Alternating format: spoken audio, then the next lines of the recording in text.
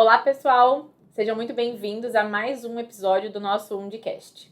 Hoje nós vamos falar sobre um assunto super atual e que tem muito se falado por aí, que é o custo-efetividade na prevenção e tratamento de lesões. E a nossa convidada de hoje é uma convidada muito especial, que já fez alguns episódios aqui com a gente e está aqui de novo, que é a enfermeira estomaterapeuta Fabiana Oliveira, tá? A Fabi, ela tem uma vasta experiência aí na gestão em estomaterapia, apoiando, né, o hospital a instituição que ela trabalha no desenvolvimento e na manutenção, tanto das boas práticas de prevenção, de protocolos assistenciais e de ferramentas aí, né, para ajudar no quesito da prevenção e tratamento de lesões. Bem-vinda, Fabi!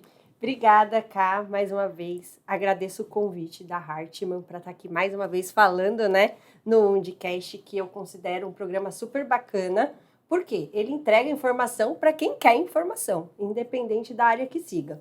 Então, hoje, falando de um assunto que eu gosto muito, que é de custo e efetividade em prevenção e tratamento de lesão, porque além de ser muito importante, mostra uma outra área que o estomaterapeuta atua também, né? Que é na parte estratégica ali, nos bastidores. Como fazer para a coisa realmente funcionar.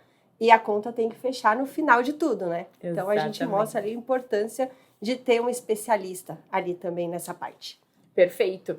E isso mostra, assim, o quanto as instituições, elas precisam começar a pensar, né, que um dos principais desafios, eu acredito que seja hoje na instituição, é a gente saber como alocar de forma ótima o recurso, né? A gente tem um recurso para ser utilizado, mas muitas vezes, se a gente não tem um profissional especialista, esse recurso acaba sendo utilizado de forma errada dentro das instituições, né? Conta para nós um pouquinho da tua experiência, Fabi, como que você acredita, né, que isso pode ser desenvolvido dentro das instituições para que a gente realmente saiba qual é a alocação ótima do recurso?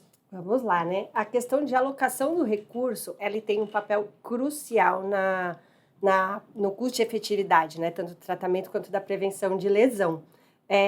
Primeiro, para a gente entender exatamente o que é alocação de recurso, porque muitas vezes a gente fala, alocação de recurso está ligado a material, mas não é só isso. Então, a alocação de recurso, ela tem um papel crucial, tanto na eficácia quanto no custo-efetividade, né, do tratamento e de prevenção de lesão.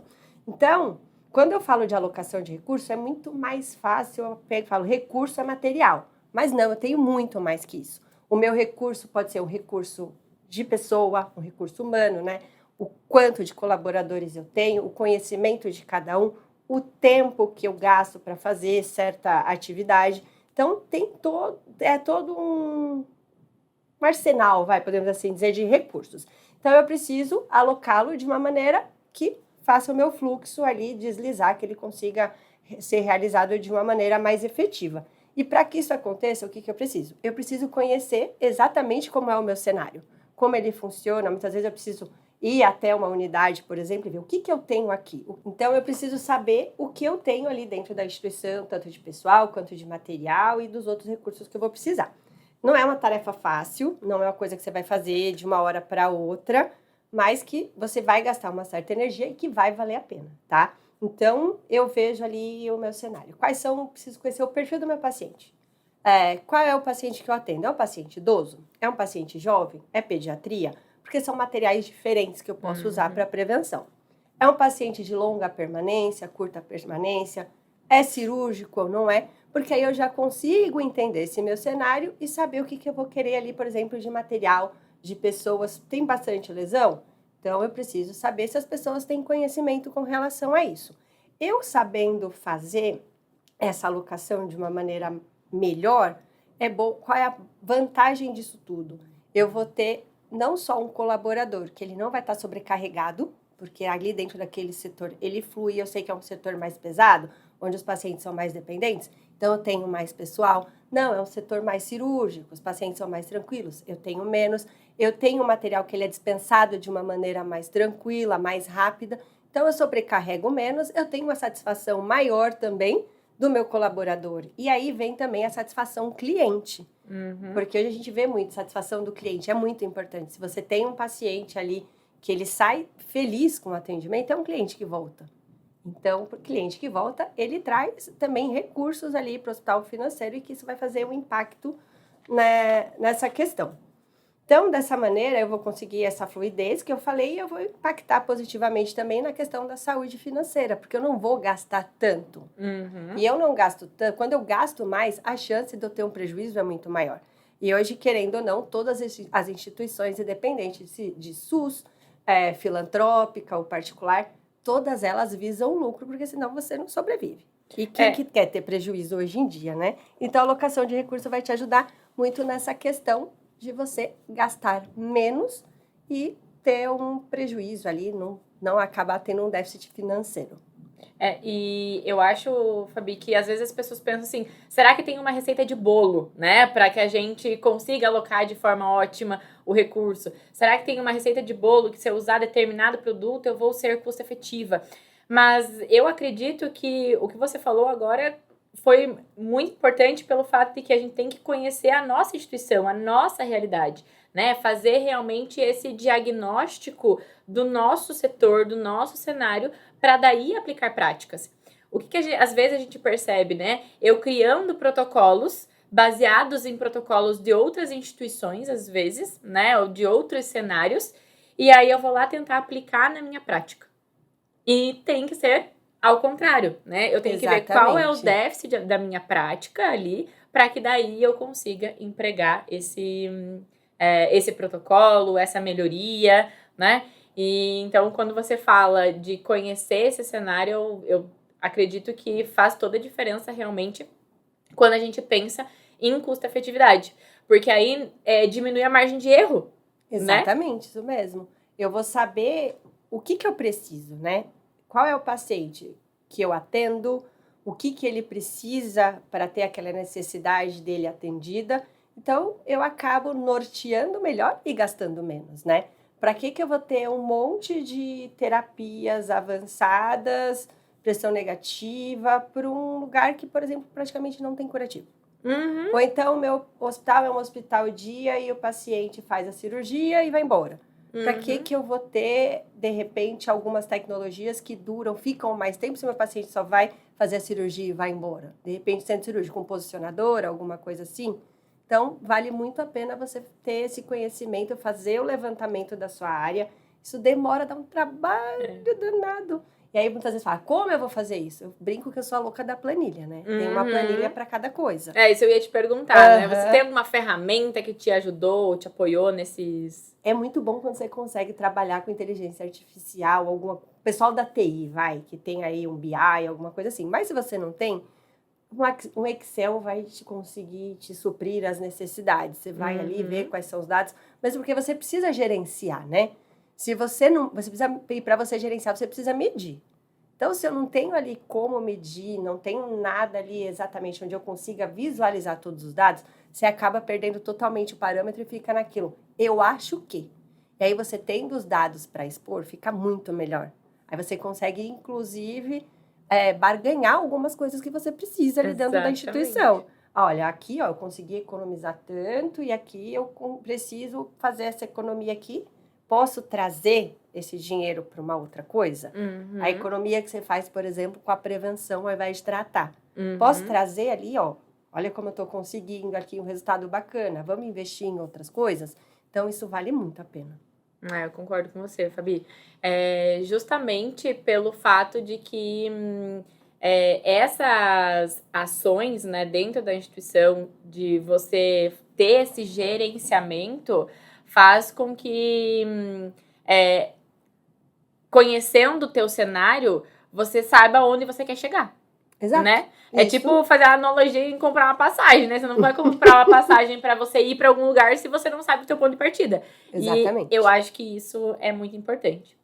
Uma coisa que eu venho vivenciando também, conforme a gente vai passando nas instituições, é que hoje os profissionais de saúde, me incluo nisso também, né? Eu acredito que você também se inclui, a gente sabe muito, muito desenhado já na nossa mente, né? Qual é o dano que a lesão por pressão causa, né? Por exemplo, para o paciente, aquela lesão, aquele dano físico, né? Aquela lesão, aquela cicatriz, que por mais que cicatrize, aquela cicatriz nunca mais vai sair dali.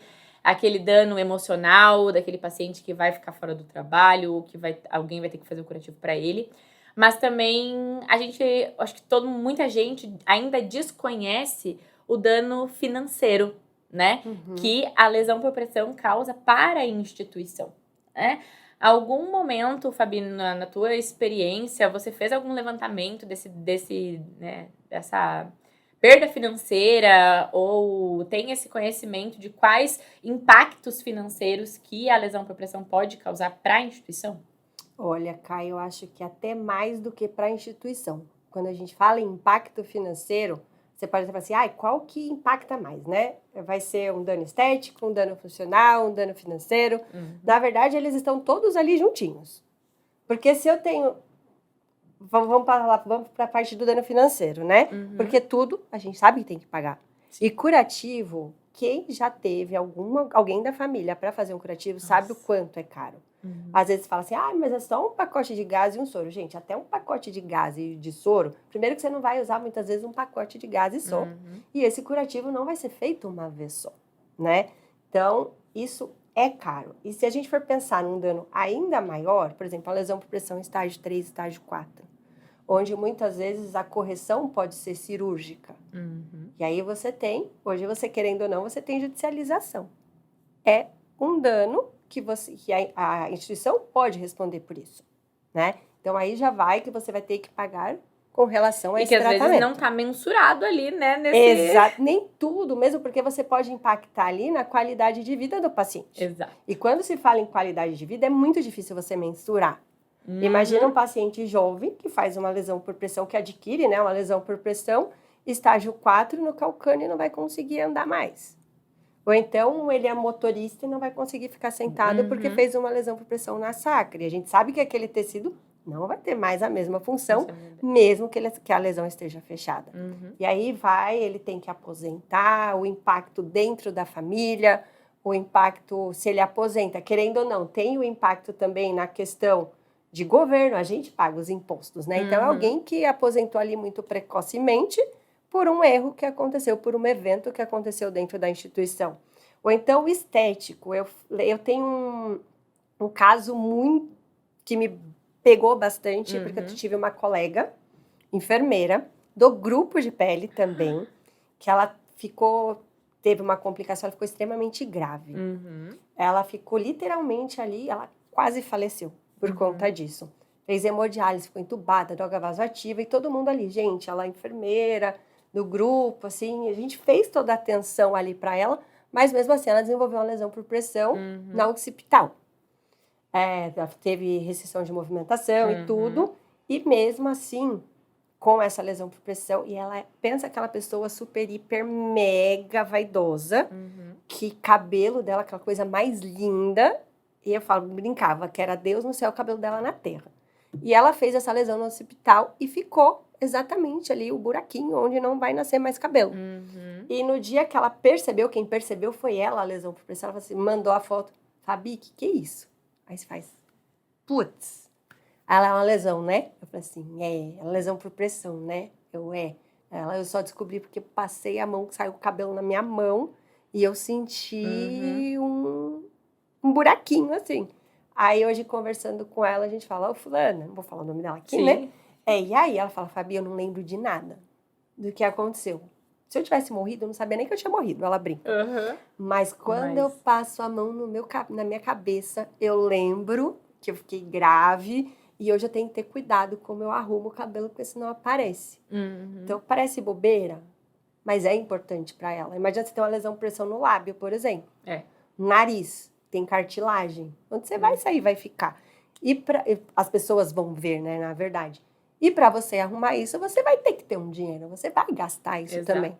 Então, todos os gastos e todos os danos, eles, no meu ponto de vista, eles estão interligados. Não tem como você separar o financeiro dos outros. E é por isso também que vem até se atualizando alguns conceitos, né? Tem tanto o custo efetividade, tem o custo utilidade, né? Que mostra também a questão da qualidade de vida do paciente, o quanto que a gente aumenta em anos de vida ajustados, né, pela qualidade de vida do paciente, que eu acho que isso é super importante, porque a gente, obviamente, o custo, ele tá norteando a gestão e cada vez mais a gente tem que pensar nesse sentido, mas nós, enquanto enfermeiros, especialistas, o centro do cuidado é o paciente, né? E é o cuidado que a gente tem que prestar. E é isso que você falou. A lembrança desse cuidado vai estar sempre ali com o paciente. Então, a gente tem que também ter essa percepção, né? Isso mesmo.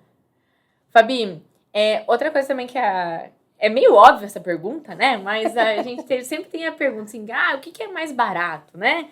Prevenir ou tratar a lesão por pressão?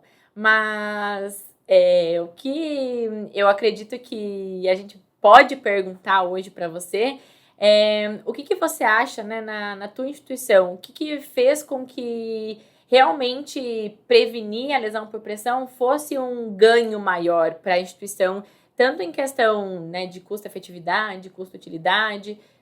Qual a tua percepção em relação a isso? Primeiro, o pensamento em longo prazo, né? Porque se a gente pensa que a prevenção vai te dar ali um retorno de imediato, já caiu por terra. Isso a gente vai ter essa recompensa em longo prazo. Pensar isso, ter essa estratégia ajuda bastante. E sempre de forma muito clara, né? O que eu quero, por que eu quero, e mostrar para eles através dos estudos, que tem bastante estudo científico que fala sobre a prevenção de lesão, ela em longo prazo, ser mais efetiva financeiramente, né? Você tem um retorno maior ou gasta-se menos. A questão também, foi feita uma análise de custo também. Muitas vezes a gente fala, vamos analisar de uma forma, mas esse analisa de uma forma muito fechada. Quando você faz um depara, o quanto eu gasto com curativo, somente se for de lesão mais profunda. Gente, você gasta muito mais, muitas vezes nem usando uma tecnologia tão avançada assim, e aí você faz ali quanto que você gasta fazendo a prevenção. Só que aí você vai fazer esse custo por dias. Aí quando você vai vendo que você gasta mais ali, um valor menor, só que mais vezes, no final das contas fica muito maior o seu gasto. Então, a questão de você pensar num prazo maior te ajuda muito. E mostrar isso para a gestão também. Isso foi mostrado, foi feita planilha, foi feita apresentação, e você tem que estar disponível ali para discutir outras estratégias, porque às vezes você vai com um achando que vai ser a resolução de tudo, aquele mundo perfeito. Mas a gente sabe que alguém tem que pagar, né? E nem sempre é o que a gente espera, é o que a gente vai conseguir de fato. Mas nada que não se converse e não esteja aberto para as novas estratégias que não resolva. Acho que mais a questão em longo prazo, a gente vai conseguir ali fazer um saving maior. Eu acredito que quando você falou a longo prazo, eu já falei, nossa, né? Porque é realmente isso. E eu acredito, Fabi, não sei se você concorda, até como você disse, né? Os próprios estudos falam que a gente tem que pensar a longo prazo. Porque eu acho que o que mais bloqueia as instituições na hora da implementação de um protocolo de prevenção é que, realmente, na implementação tem-se muito custo, né? Porque a gente tem que investir, né, na tecnologia, investir em colchão, investir no... que é todo um bando de prevenção. A gente não tá falando só de curativo, né? A gente tá falando de curativo, de colchão, de posicionador, de, quem sabe, nutrição, equipe de enfermagem, todo o bando de prevenção, né? E aí, o que a gente vê, às vezes, é uma freada, assim, das instituições nesse quesito, justamente por pensar, não, eu vou ter que gastar muito agora. E eu não tenho como gastar muito agora e a prevenção é muito caro. Mas que não pensam a longo prazo o quanto a gente vai diminuir em tratamento depois, né? Porque se você falar pro teu gestor que você vai economizar de um mês pro outro, ele vai correr atrás de você no próximo mês, tirando o teu salário e economia, assim, opa, vem cá. Mas é exatamente essa questão também, Cá. Quem disse que eu preciso fazer tudo de uma vez? Exatamente. Né? Eu posso hoje, vou fazer investimento no colchão. O colchão eu vou gastar aqui, ele vai durar mais. Não precisa, não tenho colchão nenhum, não preciso ter o top da galáxia primeiro, né? Se eu conseguir alguns, porque eu posso ter vários perfis de pacientes, ok, mas o que eu consigo ali de melhor dentro daquele orçamento que eu tenho? Né? Eu não consigo aquele de pressão alternada, mas eu consigo um colchão melhor do que eu tenho agora. Eu não consigo posicionador específico e tal, mas eu consigo um travesseiro, por exemplo. Então, é o que você consegue fazer de melhor dentro ali do seu cenário com o recurso que você tem. Aí, conforme vai vendo que você tem ali uma economia maior, você consegue. Tendo os dados ali, fica muito difícil de você falar não. Porque você mostra por A mais pra B. Você também, e a gente sabe que o gestor, ele quer, né, gente? Tem ali a parte financeira, porque alguém tem que pagar. E, mais uma vez, a conta precisa fechar. Exato. Se não fechar, a gente não vai conseguir. Não, exatamente isso. Fabi, a gente acabou de falar, né, da questão do bundle de prevenção, que a gente também não tá aqui para falar que é de graça fazer prevenção, né? A gente sabe que tem um investimento nisso, mas dentro do bundle de prevenção, o que você considera, assim, que a gente tem mais alocação de recurso, menos alocação de recurso? O que você acredita dentro do pacote? Vamos lá. Primeiro que eu acredito que o custo varia muito de instituição para instituição, né? Que cada um tem um poder de barganha diferente do outro. Mas se a gente for pensar dentro de um bundle de prevenção, eu acredito que a parte dos materiais como o colchão de pressão alternada, algumas almofadas, elas acabam tendo um custo maior quando você pensa em valor isolado, tá? Até os multicamadas mesmo. Você pensa no valor dele ali só como você fala, meu Deus, uma plaquinha dessa. Mas aí quando você vê de uma forma maior, eu acredito que sim. É mais a questão dessas tecnologias, que elas acabam sendo um pouquinho mais caras, podemos assim dizer, mas que vai te trazer um retorno ali mais para frente, um retorno maior. Isso também vai depender, porque num bundle de prevenção a gente pode ter também a questão dos cuidados com a pele. Exato. Quando a gente vai fazer a hidratação da pele, qual é o hidratante que a gente vai usar, prevenção de dermatite, porque quando a gente pensa ali em casa é melhor. Se a gente for pensar bem, até em casa é mais carinho. Dependendo do produto que você vai usar ali no bebê, por exemplo, ele vai ser um produto de um valor maior. Mas esses produtos de cuidado com a pele, eles também podem impactar. E uma forma que você pode reduzir isso ali no custo, pensando, é você ali fazer, né? Uma interface ali com as empresas que fornecem. O que a gente pode negociar? Hoje, negociar, eu acho que em todos os âmbitos, não é só no hospital, não. Com os valores que as coisas estão, você acaba tendo que negociar ali alguns valores, depende do quanto que você tem de saída, vai te ajudar ali a fechar um pouquinho a conta na hora que você fala da prevenção. É uma forma de gerenciamento, né? Sim. Dessas tecnologias para que vocês consigam realmente implementar. Agora, quando você falou em negociar com a indústria, né? Com as empresas, vem muito a questão, puxando o que você falou lá no início, da questão do conhecimento também do profissional, né? Exato. Às vezes, a contrapartida também pode ser, né? Fornecer mais conhecimento para o profissional para que a tecnologia seja usada de forma correta, evitando custos desnecessários ou gastos desnecessários, né? Utilizar uma cobertura, um colchão, um hidratante de forma incorreta pode acarretar a gente utilizar mais produtos que às vezes eu não precisaria. Então, diminuir esse desperdício. Sim, né? O bundle, eu brinco não, na verdade eu falo que, não só eu, né? A literatura também fala isso, que você deve ter ações de prevenção para todos os pacientes. Mas nem todas as ações de prevenção devem ser feitas para todos os pacientes. Então, você tendo um bundle que te direcione para exatamente o que você precisa fazer, de repente, dentro de uma escala de risco.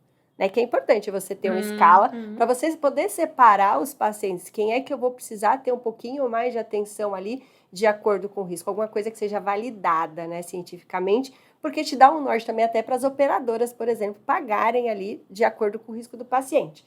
Então, o que eu faço com cada um desses pacientes? O paciente que não tem risco, precisa fazer alguma coisa? De repente, o paciente que tem uma pele desidratada, uma pele super ressecada. A gente sabe que se a pele for ressecada, ele tem um maior risco de lesão. Ou então, no meu paciente já num risco muito elevado. Quais são as tecnologias que eu vou usar? Ou o paciente ele tem o risco, mas ele tá ali super agitado, friccionando o calcânio, não ficam multicamadas ali no calcânio. Eu preciso colocar? Exato. Ou eu vou ter alguma outra ação que não seja ali mecânica, tem que ter alguma coisa química, tem que fazer medicação ali para delírio. Então, são coisas que impactam. E você tendo isso muito bem direcionado para quem você vai fazer o quê, isso impacta também no custo do seu bundle, né? Quando o profissional ele tá bem treinado e tem consciência daquilo que ele precisa fazer, muitas vezes a gente tem o colaborador ali, quem tá ali na ponta, ele sabe o que fazer. Mas muitas vezes ele não faz, porque ele não tem aquilo ali enraizado, não sabe, de repente, não tem para ele as consequências disso. Sabe fazer, mas por algum motivo eu não vou fazer. Então, precisa ter consciência do que você faz, aplicar, saber para quem indicar e como utilizar e como fazer a manutenção disso também. Porque eu tô lá, vou lá, meu paciente é um risco muito elevado, eu envelopo meu paciente, ponho de camadas nele inteiro.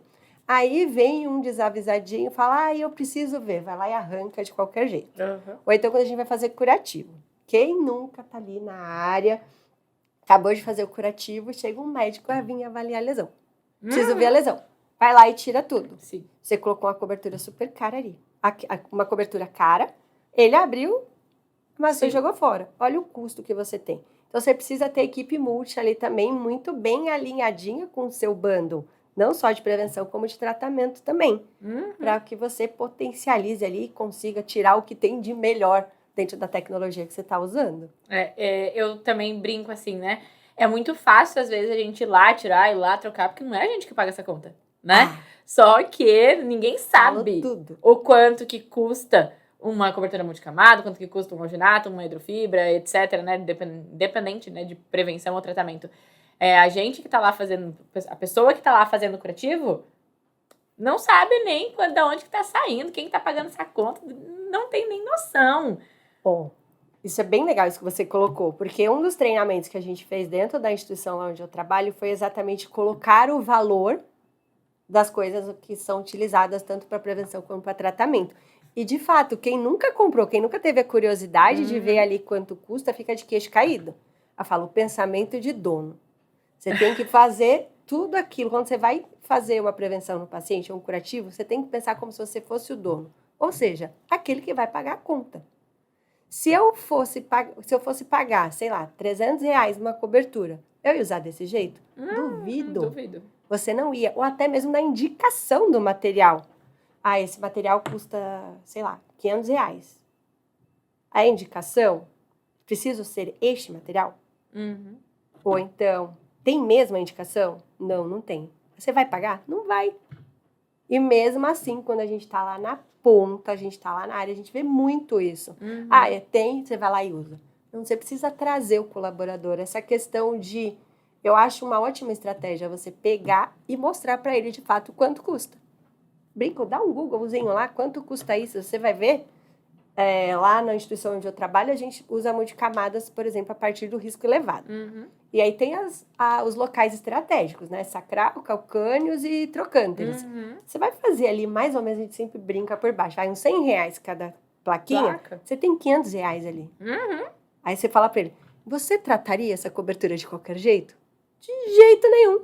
Você ia tratar com muito amor, carinho e dedicação. A mesma coisa a pomada. Por que a gente, quando tá no hospital, passa, que faz uma camada específica, e quando você tá em casa, que você vai lá e paga, você passa ali, contadinho. Então, você precisa ter muito esse pensamento de dono, saber o que fazer, para que fazer e como fazer. Isso é importante demais para que você não tenha desperdício ali de nenhum recurso.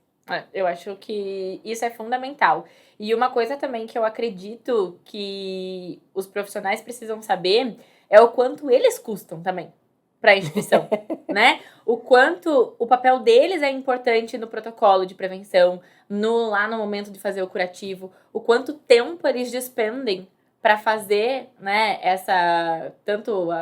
ir lá inspecionar a pele de um paciente, por quanto tempo a gente despende para ir lá reposicionar o paciente, porque tudo isso tem o tempo da enfermagem, né? Sim. Por mais que a gente tenha, né, a gente tá falando, tu comentou das tecnologias, né, que a tecnologia dura, né, que é esse material, esse insumo, ele acarreta bastante custo para a instituição, né? Mas o profissional, ele também, né, mais ou menos aí 60%, 70% de um protocolo de prevenção no decorrer do tempo, né? Porque, por exemplo, um colchão, a gente vai adquirir o colchão, mas ele vai durar por bastante tempo. É o que a gente falou, né? A longo prazo. Mas o profissional não. O profissional, ele tá ali e todas as vezes que tiver que fazer reposicionamento, ele vai ter que ir lá e ele vai ter que fazer o reposicionamento. Então, a gente tem esse custo, né, do profissional, que eu acho que ele também precisa saber o quanto ele custa para a instituição, né? Exato. Precisa muito ter essa questão em mente. E, principalmente, eu sempre falo, a prescrição, ela não pula e não vai para o paciente. Seria ótimo se colocasse ali no prontuário eletrônico, ela pulasse direto. Você vai lá, olha, eu quero que você vá, ela vai. Ela precisa de alguém que faça isso. Exato. E que faça isso de uma maneira correta. Bom, Fabi, agora tu acabou de comentar, né, que esse profissional, essa prescrição não pula sozinha pro paciente, né, e que a gente precisa que o profissional faça bem feito e tal. Mas eu queria voltar ainda um pouquinho na questão da tecnologia, né? O que a gente precisa considerar, o que você acha que é importante a gente considerar na tecnologia para que a gente não caia aqui naquela cilada, sabe? Que o mais caro é o melhor ou que o mais barato não é o melhor, né? Porque eu acho que tem ainda esse preconceito, né? A verdade, eu falo que até, será que o mais caro, ele é de fato mais caro?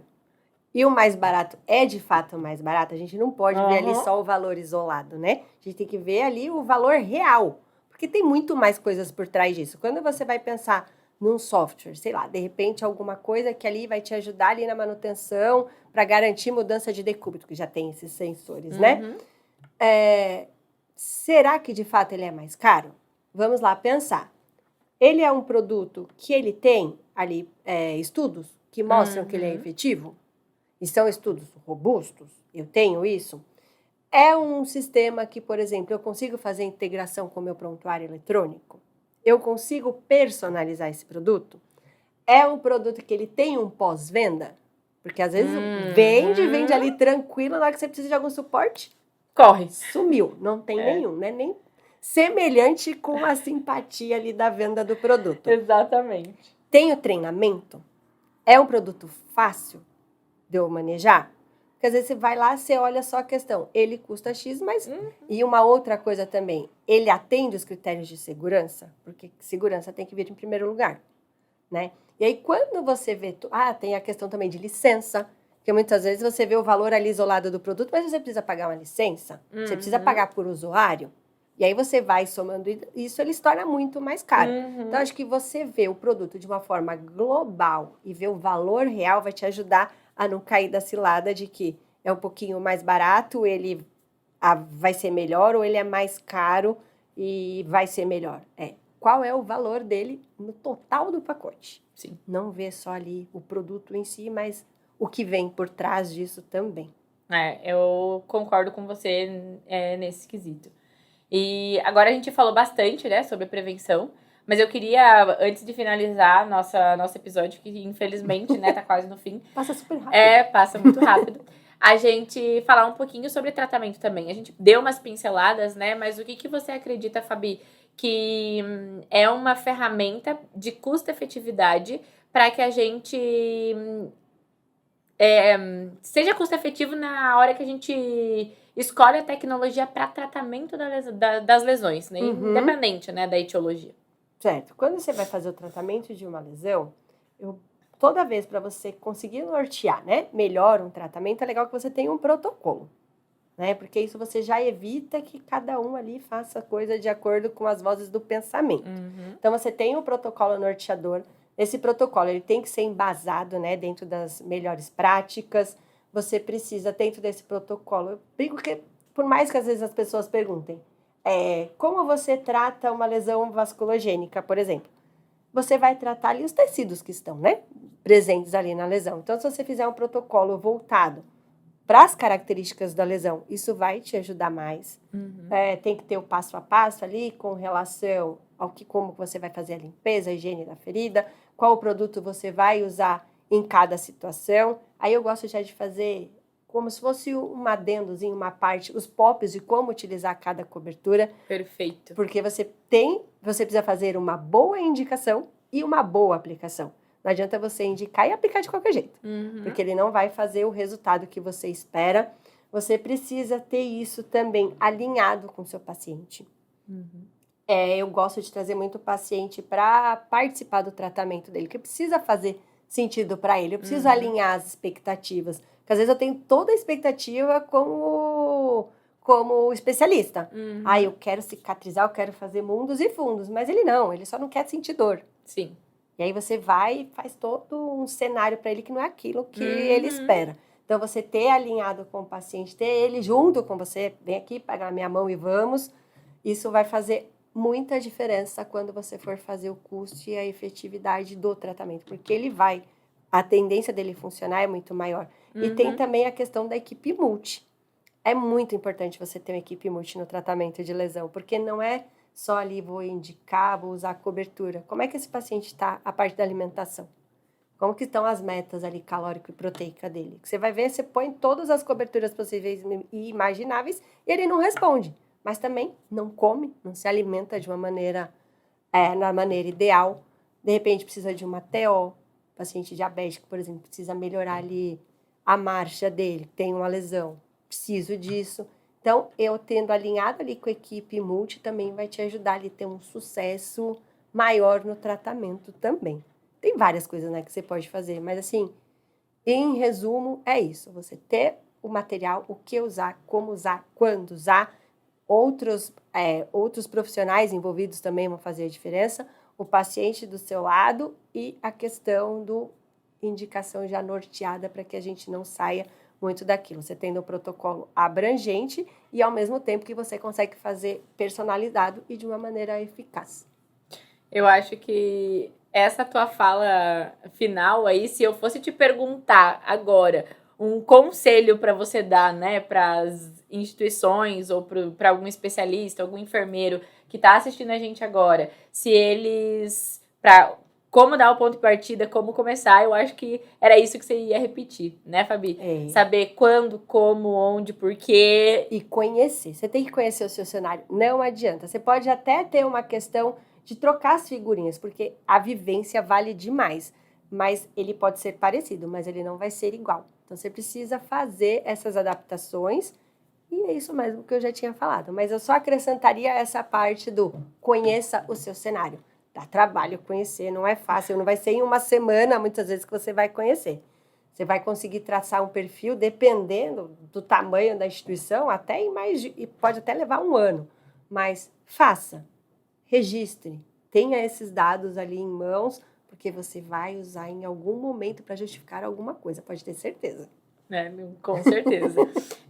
E agora que você falou que a vivência é importante, né? Eu queria agradecer por você compartilhar hoje a tua vivência com a gente, porque eu acredito que vai ser um episódio muito rico para que muitas pessoas que realmente tenham essa vontade de ser mais custo-efetivo, conseguir implementar prevenção ou tratamento de forma mais, tecnologias dentro da instituição, pense realmente na gestão desse recurso, né, como uma ferramenta aí de gestão na estomaterapia.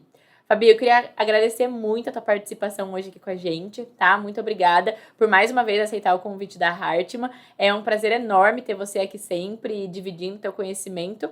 E espero que você volte mais vezes aqui com a gente, também, tá? Eu também espero. Eu sempre gosto de vir pra cá. Vocês tratam a gente super bem, gente. É uma delícia estar aqui, bate-papo.